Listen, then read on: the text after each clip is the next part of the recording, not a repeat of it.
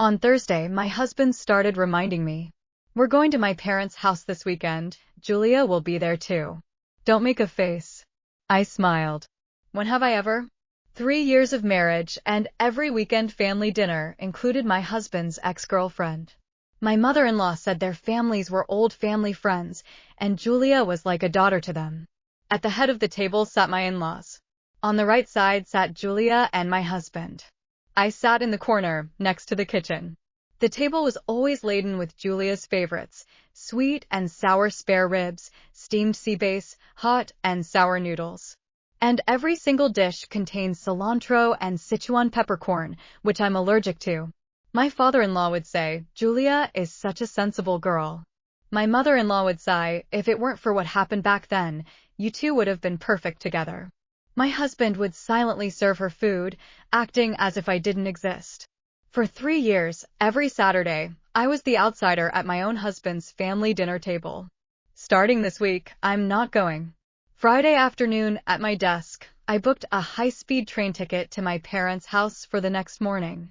"Nicole, not going to your in-laws this weekend?" My colleague Xiao AI leaned over. I nodded. "Nope. Going to my parents." "Wow, your mother-in-law finally granted you a pardon?" Xiao AI lowered her voice. "Didn't she insist you had to go back every weekend for dinner?" I smiled, but didn't reply. Xiao AI leaned closer. "Is it because Andrew's ex-girlfriend finally stopped coming?" "She's still coming." I packed up the files on my desk. "But I'm not." Xiao AI was stunned for a moment, then laughed. "Girl, you've finally come to your senses." After work, I pulled out a suitcase from the closet. I packed the tea my mom likes, the thermal underwear my dad always wears, and the massage device I'd bought for them, item by item. The door lock clicked. Andrew pushed the door open, saw the suitcase, and paused. "Business trip. Going to my parents." "When?" "Tomorrow." He frowned. "Did you forget?" "Tomorrow's Saturday. Family dinner. You go ahead." "Nicole, what do you mean?" He walked over. "Didn't your mom say last time we should go back together next week?" I already declined. My mom had indeed said that, but the plan had been for this week. Andrew had refused immediately, with the excuse, "Mom already has the food prepared. Let's do it another time." I zipped up the suitcase. "I'll go by myself this time." "What's wrong with you today?" He was starting to get impatient. "You know Julia will be there. If you suddenly don't show up, how am I supposed to explain that to Mom and Dad?" I turned around. "Explain what?" "Your wife went back to her parents' house." "Is that so hard to explain?" "Mom will think you're throwing a tantrum. She'll think I can't control you." "Andrew," I interrupted him. "I'm not a pet. You don't need to control me." "That's not what I meant." "Then what did you mean?" I stared at him. "Every Saturday I go to your parents' house, sit in the corner, eat food I'm allergic to, watch you serve Julia, listen to your parents say, 'If it weren't for what happened back then you two would be perfect.' That's being filial? Now I want to go back to my own parents' house once, and that makes things difficult for you. I've explained about Julia so many times. We're just friends." "Fine then." I picked up my suitcase. "You and your friend and your parents enjoy your meal. I'm not going." "Nicole." He blocked my way. "What am I supposed to tell Mom?" I looked at him. Upon hearing I was going home, his first words were, "How am I supposed to explain this to Mom and Dad?" His second words were, "Mom will think you're throwing a tantrum." Not a single word was, "Why do you want to go home?" Not a single word was, "I'll go with you." Not a single word was, "I know you've been hurt." I pulled the door open and walked out without looking back. The door slammed heavily behind me. As the elevator descended, I leaned against the wall and slowly let out a breath. 3 years. I'd been the dutiful daughter-in-law, showing up every Saturday on time. I'd been the understanding wife, watching my husband serve another woman without a word. I'd been invisible, sitting in the corner, enduring. Now, I was done playing the part. I took a cab to a hotel near the train station. Lying in bed, my phone buzzed. "Andrew, do you have to be like this?" I didn't reply. Another buzz. "Andrew, I told Mom. She's really angry.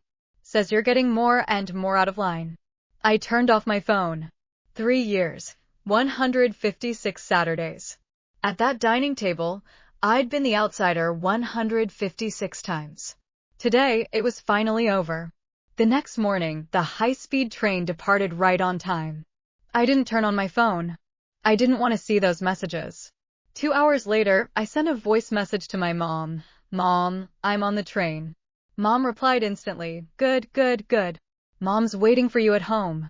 Your dad went to town first thing this morning to buy that tofu pudding you love.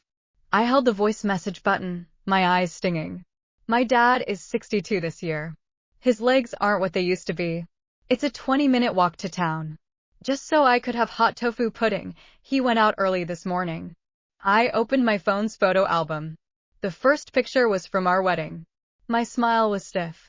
Andrew was looking off stage, towards where Julia was sitting. Deleted. The second picture was from the first family dinner after we got married. I stood at the edge, almost cropped out of the frame. Julia stood in the middle, smiling brightly. Deleted. The third picture was from last spring festival. I was washing dishes in the kitchen.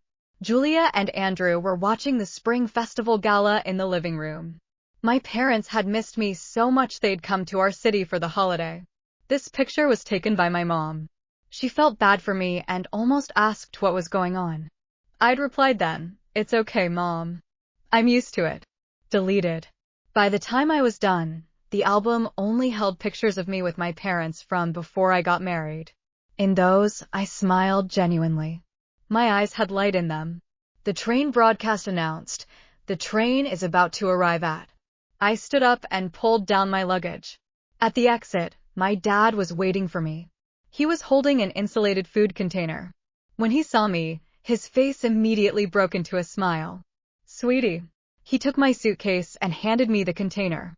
Hot tofu pudding. Drink it while it's hot. I unscrewed the lid. Steam rose.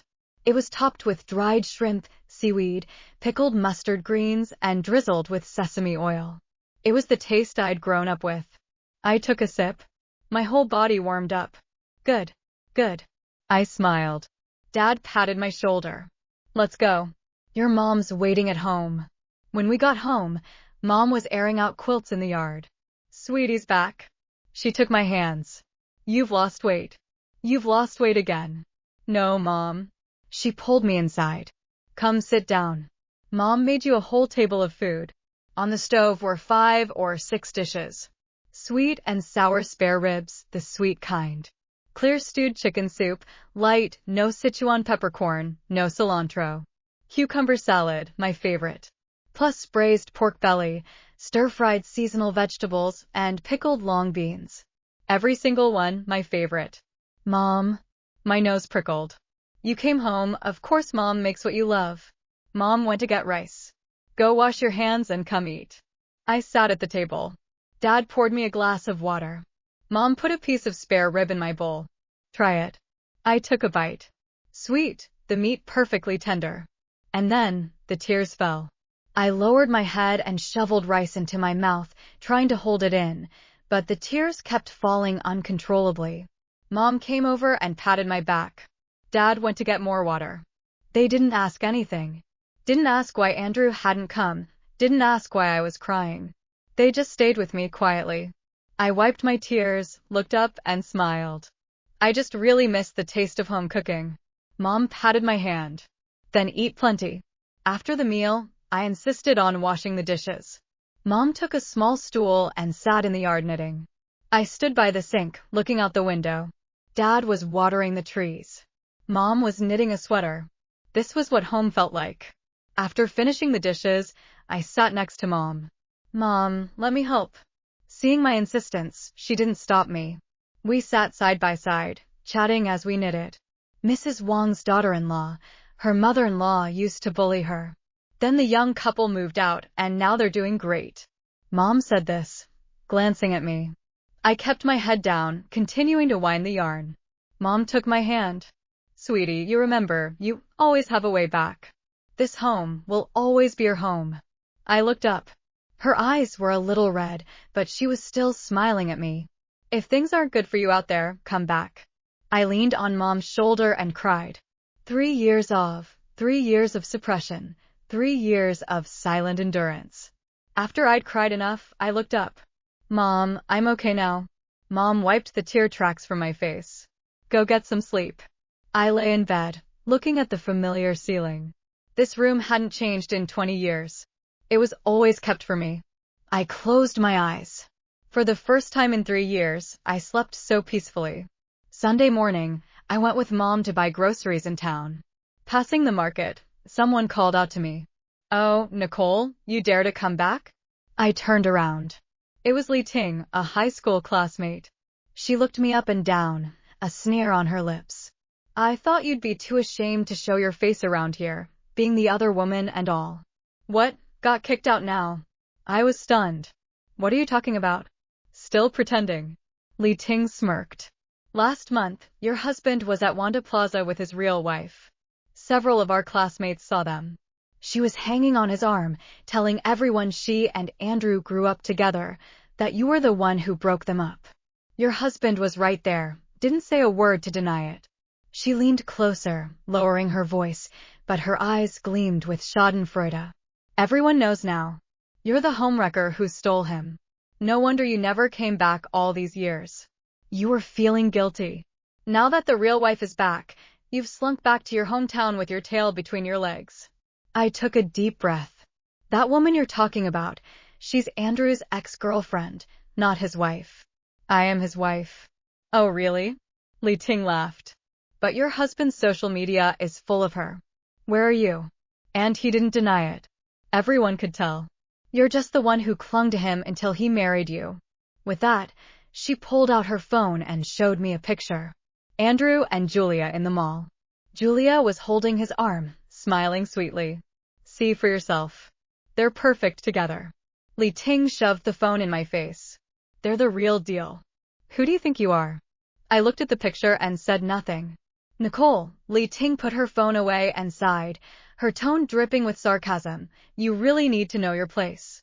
Now that the real wife is back and you've run home, aren't you afraid of bringing shame to your parents? She laughed and walked away. I stood there, my nails digging into my palms. All my life, I'd never given my parents a moment's worry. Good student, good job, married someone from nearby. My mom told everyone I was her pride and joy. Now, because of Andrew, I'd become the other woman, someone for people to gossip about, to point fingers at my parents over. Nicole, Mom came over and took my hand. Ignore her. Let's go home. I looked at my mom. Her eyes held a flicker of panic, as if she was afraid I'd been hurt. I held Mom's hand and smiled. Mom, I'm fine. On the way home, I didn't say a word. But Li Ting's words kept replaying in my head. Back home, I sat down. I pulled out my phone and opened Andrew's social media. I'd known for a long time that I was never in his posts. 3 years ago, I'd asked him about it. He'd said, I don't like showing off our relationship. I believed him.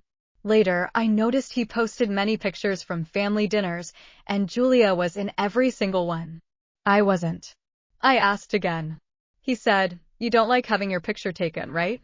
Even later, I saw him post pictures of Julia with captions like, weekend vibes and a rare moment of relaxation. It made me uncomfortable, but he said, it's just friends hanging out. Don't overthink it. I still believed him. For 3 years, I kept telling myself he just wasn't used to showing off on social media. I kept telling myself it was just social media, it didn't matter. I kept telling myself that as long as he was good to me, that was enough. But now I understood. It wasn't that he didn't like showing off his relationship. It was that he didn't want to show me off. Looking at the pictures on his feed, my hands trembled. Not from hurt. From anger. He'd made me an outsider at the Jiang family dinners. He'd also made me into the other woman back in my hometown, in front of my parents. He'd made my parents lose face. He'd made them targets for gossip too. I called Andrew. It rang for a long time before he answered. Nicole? What's up? Andrew, last month you took Julia to Wanda. A classmate of mine saw you. My voice was ice cold. Silence on the other end. Julia told them she grew up with you, that I was the one who broke you up. My classmate asked you about it, and you didn't deny it. Nicole, You don't need to say anything. I cut him off. You did it on purpose, didn't you? Took her out on purpose, didn't explain on purpose, let everyone think I was the other woman on purpose. I didn't. Nicole, I just didn't want to make things complicated. Complicated? I laughed. Andrew, my parents are now being called the parents of a homewrecker. My mom was just publicly humiliated at the market. Do you even know that? Silence on the line. You only care about protecting Julia. You've never once thought about me. You never even thought that because of what you did, my parents can't hold their heads up in their own hometown. I took a deep breath. Andrew, let's get a divorce. This time, I mean it. I hung up, turned off my phone. Mom came out, carrying a glass of warm water. Nicole, have some water. I took the glass and looked at her. Mom, I'm sorry. Silly girl, Mom patted my shoulder. You didn't do anything wrong. No need to apologize. But because of me, you and Dad. Your dad and I don't care about any of that, Mom interrupted. We only care about whether you're happy. I looked at my mom. My eyes stung a little. But I didn't cry. Mom, I'm getting a divorce. This time I'm not just angry. I've thought it through clearly. Mom nodded. Okay. Mom supports you. I took a deep breath. 3 years. I finally saw everything clearly. He did not love me.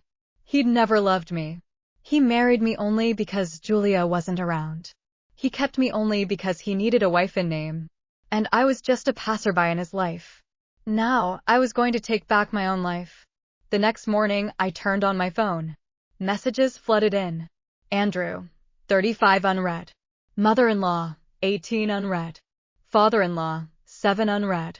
I opened Andrew's messages. Nicole, what do you mean? You're joking, right? What exactly do you want? Can you stop being so willful? Mom was so angry she couldn't sleep all night. She had to go to the hospital this morning to get her blood pressure checked. Are you happy now? When I saw the last one, I laughed.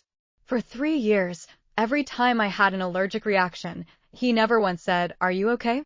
Now, his mother's blood pressure was high, and he immediately called to blame me. I didn't reply. I opened my mother-in-law's messages. Nicole, what's wrong with you? Are you trying to kill me? I can see your mother has taught you badly. If you don't reply, I'm coming to your house to find you. If my mother-in-law actually came, it would put my parents in a difficult position. I replied, Mom, I'm perfectly calm. I've thought about it very clearly these past 3 years. Andrew and I aren't right for each other. Divorce is best for everyone. In less than 10 seconds, my mother-in-law called. I answered. Nicole, how dare you reply to my message? Let me tell you, don't you even think about divorce. Mom. Don't call me Mom, she cut me off. Do you even deserve to? Look at what you've done these 3 years. Just coming home for dinner once a week, always with that look on your face. I interrupted her. Mom, Julia is Andrew's ex-girlfriend, not a member of your family. Her coming to dinner every week is already highly inappropriate. What's inappropriate? I've watched Julia grow up. She's like a daughter to me. Then why doesn't she call you Mom? My mother-in-law was speechless. I continued, Mom, if Julia were really your daughter, she would call you Mom, not Auntie and Uncle. If she's not, then she's an outsider. What right does an outsider have to sit at the head of the table? You're twisting my words. I'm not. My voice was calm. Mom, for 3 years, I came to your house every week. I sat in the corner. I ate food that made me sick. I watched Andrew serve Julia. I listened to you say, if it weren't for what happened back then, you two would have been perfect. I endured it for 3 years and never complained. Now, I don't want to endure it anymore. So, I want a divorce. Is this a threat? Not a threat. A statement of fact, I said. If Andrew doesn't agree, I'll file for divorce. You wouldn't dare. What do I have to lose? I laughed. Try me and see. My mother-in-law was silent for a few seconds, then changed her tone and started crying. Nicole, how can you be so heartless? Are you trying to drive this old woman to her death? I listened to her crying and felt nothing. Mom, please don't cry. Let's part on good terms. I hung up. My father-in-law called immediately. Nicole, your mother tells me you want a divorce? Yes. Preposterous. Nicole, marriage is not a game. You can't just divorce whenever you feel like it. Father-in-law, It's not that I'm being unreasonable. I've thought it through very clearly. Is it just about Julia? She and Andrew grew up together. What's wrong with her coming for a meal? Father-in-law, if it were just a meal, I wouldn't mind. But for 3 years, she's come every week, sat at the head of the table every time, and the food is always made to her taste, while every single dish contains ingredients I'm allergic to. My father-in-law was speechless. Besides, father-in-law, you yourself have said, if only Julia hadn't gone abroad back then, things would have been so good.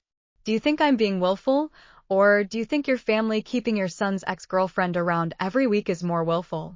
Those are 2 different things. How are they different? Julia and Andrew's relationship is pure.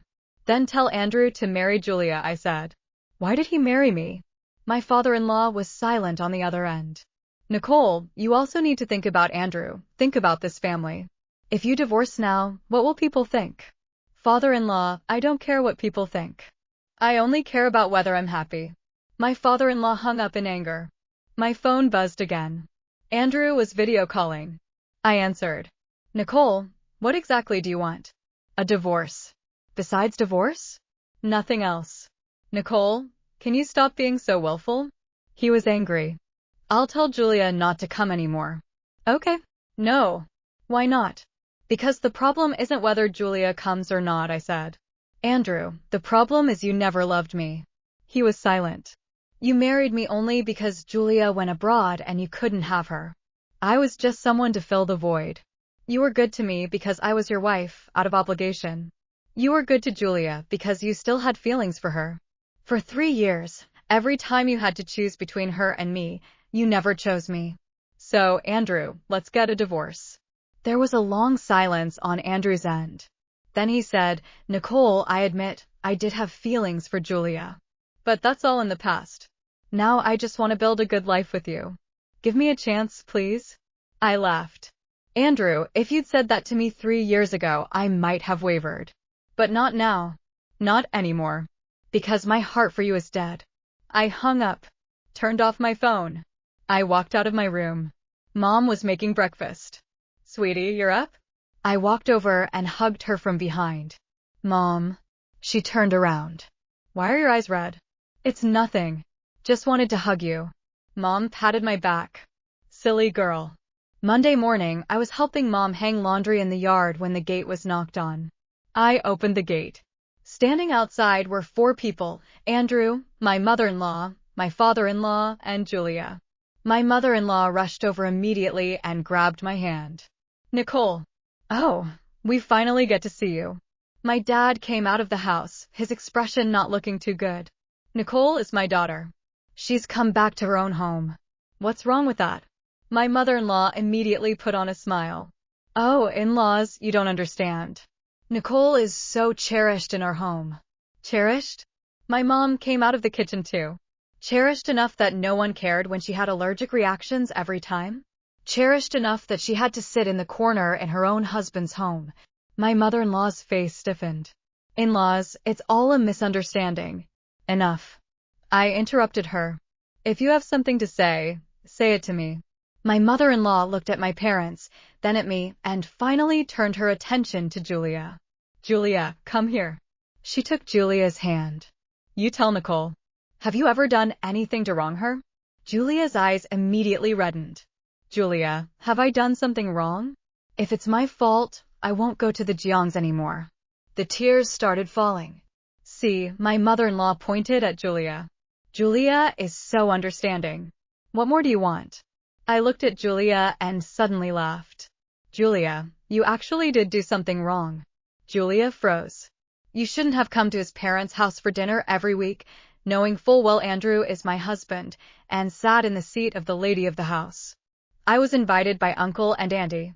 Then you could have refused. Julia's face turned pale. My mother-in-law immediately said, that's because Julia is a guest. A guest? I looked at her. Does a guest come every week? Does a guest go into the kitchen and instruct how the food should be cooked? I looked at the 4 of them. Today, let me make myself clear. In-laws, you're not unaware of what Julia is doing. You're hoping she succeeds. You want me to keep the title of wife, maintain the family's reputation, while Julia enjoys the privileges of the lady of the house and Andrew gets to have both. It's the perfect arrangement. Too bad I don't want to play along anymore. My mother-in-law's face was ashen. Nonsense. It's not nonsense. I looked at Andrew. Andrew, can you honestly say your feelings for Julia have never gone beyond friendship? Andrew was silent. Every time you served her food, every time you chatted with her, every time you had to choose between her and me, you chose her. You married me only because she went abroad and you couldn't have her. I was just someone to fill the gap. You never loved me. You've always loved her. Andrew's expression was terrible. I turned to Julia. As for you, Julia, after 3 years of acting, aren't you tired? Every time you came to the family dinner, you dressed more elaborately than I did. Every time you sat at the head of the table, you accepted it gladly. Every time Andrew served you food, you smiled so sweetly. It's not that you didn't know I was his wife. You just enjoyed the thrill of taking someone else's husband. Julia's tears fell. I didn't. You know whether you did or not. I took a document folder out of my bag and slapped it on the table. Divorce papers. I've already signed them. We've always kept our finances separate.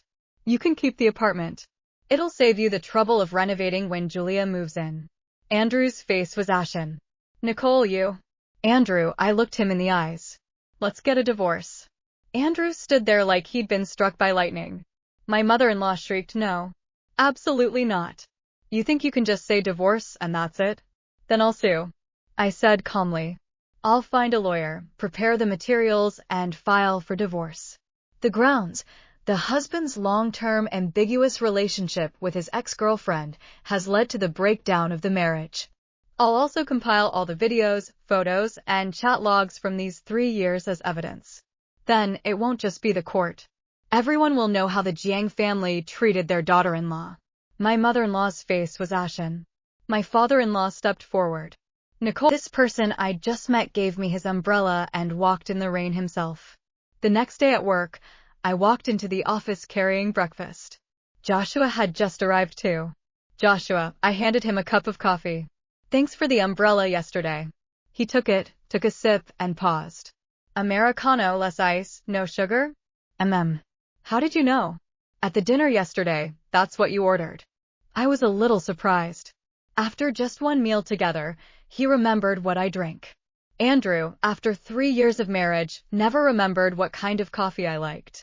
Nicole, are you sensitive about food? Joshua asked. Kind of. I'm allergic to cilantro and Sichuan peppercorn. I'll keep an eye out for you at future department dinners then, he said. I looked at him. Thanks. No need to thank me, he smiled. Important things I remember. Those words lingered in my heart for a long time. Important things I remember. So this is what it feels like to be remembered, to be cared about. One day, 3 months later, we were working late. Leaving the company, Joshua walked me to the subway station. Nicole, he suddenly called out. I turned around. Can I pursue you? He asked. I was stunned. Don't people usually start pursuing first and then ask? I wanted to get your consent first, he said seriously. I respect your wishes. I looked into his eyes. What I saw was sincerity, respect, and care. In 3 years of marriage, Andrew had never once asked for my wishes. But Joshua, before anything even began, asked me first. Yes, I said. He smiled.